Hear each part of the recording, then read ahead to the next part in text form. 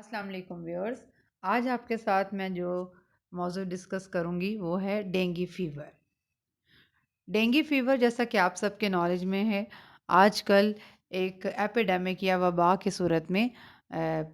پورے ملک میں پھیلا ہوا ہے، اور خصوصی طور پر پنجاب کے شہروں اور لاہور میں اس کا ریشو یا ریٹ بہت زیادہ ہے. شاید ہی کوئی فیملی ایسی ہو جس میں کوئی نہ کوئی اس کا شکار نہ بنا ہو. اگر ہم ڈینگی فیور کے بارے میں دیکھیں تو سب سے پہلے ہر ایک کو یہ سمجھنا ضروری ہے کہ واٹ از ڈینگی فیور. یہ ایک وائرل ڈیزیز ہے، اور عرف عام میں اسے بریک بون فیور یا ہڈی توڑ بخار کہا جاتا ہے.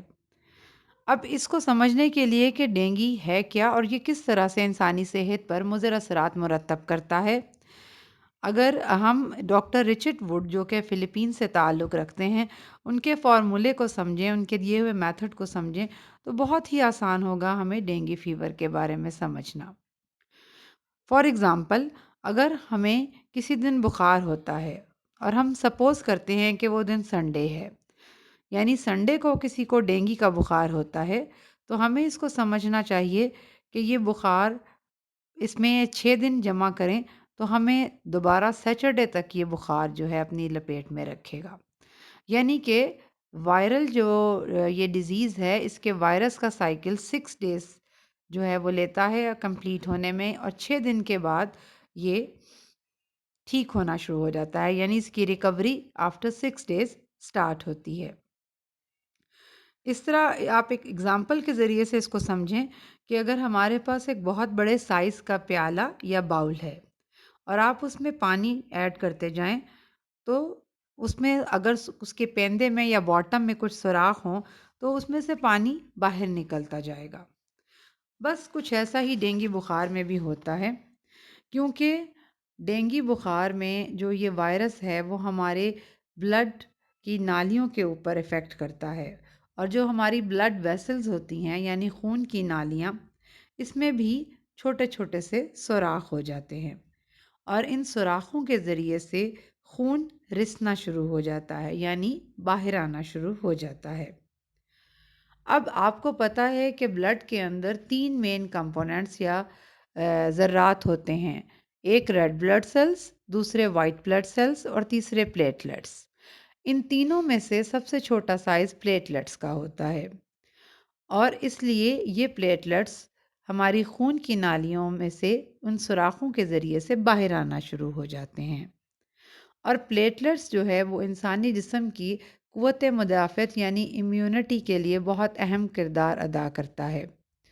یعنی آپ کے باڈی میں مدافعتی نظام کا ڈپینڈ آپ کے نمبر آف پلیٹلیٹس پر ہوتا ہے. جتنی یہ تعداد زیادہ ہوگی اتنا آپ کی باڈی کا امیونٹی سسٹم سٹرونگ ہوگا. اور یہی وجہ ہے کہ وائرس کے اٹیک کے بعد جو واضح انڈیکیشن آتی ہے آپ میں انفیکشن کی یا بیماری کی، اس میں آپ کو پلیٹلیٹس کاؤنٹ کم ہونا شروع ہو جاتا ہے. مثال کے طور پہ اگر آپ بیمار ہوتے ہیں اور آپ کو ڈینگی فیور ہوتا ہے تو آپ کے پلیٹلیٹس 200 ہیں یا 200 ہیں، تو دوسرے دن یہ گھٹ کر 150 ہو جائیں گے، اور تیسرے دن 100 ہو جائیں گے، چوتھے دن 75، اور ہو سکتا ہے کہ پانچویں دن یہ صرف 50 رہ جائیں. لیکن چھٹے دن کے بعد یہ کاؤنٹ پھر سے بڑھنا شروع ہو جاتا ہے. اس کا مطلب یہ ہے کہ آپ کا قوت مدافعت یا امیونٹی سسٹم پھر سے افیکٹو ہو گیا ہے، اور اس نے وائرس کے خلاف اپنا دفاع مضبوط کر لیا ہے. یعنی 6 دن کے بعد بخار کے بعد اور بیماری کے بعد آپ خود بخود ٹھیک ہونا شروع ہو جاتے ہیں، اور اس کے بعد آپ کی جو ریکوری ہے پروسیس وہ سٹارٹ ہو جاتا ہے. لیکن جب خون کی نالیوں میں سے صرف پلیٹلیٹس باہر نہیں آتے، بعض اوقات آپ کا جسم میں جو پانی موجود ہے یعنی واٹر کنٹینٹ ہے وہ بھی کم ہونا شروع ہوتا ہے، یعنی نالیوں میں سے پانی بھی باہر آنے لگ جاتا ہے. لیکن دس از ویری ڈینجرس پوائنٹ، کیونکہ پلیٹلیٹ کاؤنٹ کم ہونا اتنا بڑا ایشو نہیں ہے. کچھ دنوں کے بعد جب آپ کا جو ہے ریکوری سٹارٹ ہوتی ہے تو پلیٹلیٹس کاؤنٹس پھر سے گین ہونا شروع ہو جاتے ہیں. لیکن اگر آپ ڈی ہائیڈریشن یعنی پانی کی کمی کا شکار ہو جائیں تو پھر زیادہ خطرناک بات ہے، اور اس سے انسان سم ٹائمز ڈی ایس میں جا سکتا ہے، یعنی ڈینگی شاک سنڈروم اور it may cause to death, it is very lethal. یہی وجہ ہے کہ ڈینگی کے مریضوں کو جب ڈاکٹرز سجیسٹ کرتے ہیں کہ وہ زیادہ سے زیادہ لیکوڈ فوڈ لیں، یعنی پانی، جوسز، ORS وغیرہ۔ اور اس سے اگر پیشنٹ جو ہے اس کی خون کی نالیاں اور میں سے پانی اور پلیٹلیٹس دونوں باہر آنے لگیں تو پھر اس کی جسم پر سرخ دھبے اور بعض اوقات السرس کی طرح بن جاتے ہیں نشانات، اور ان سے بلیڈنگ شروع ہو جاتی ہے۔ دس از ویری ڈینجرس، اٹ میں لیڈ ٹو ڈیتھ۔